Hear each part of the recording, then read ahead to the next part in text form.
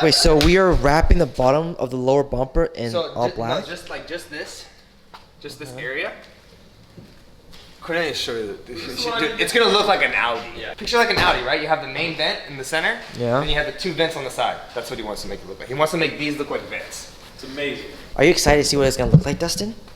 I know what it's gonna look like. You do? It's gonna look like Audi. I don't like Germans.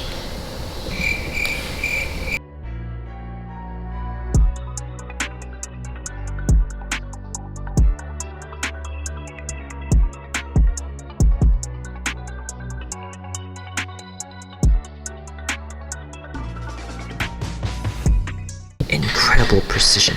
The light shining on the blade's tip. Dude, you can't show them what the f is your deal. I'm definitely getting more of a European vibe with the front end now, very Porsche Boxer-like, and it breaks up a lot of white at the bottom. The front bumper is really soft and round, so this gives it some edginess.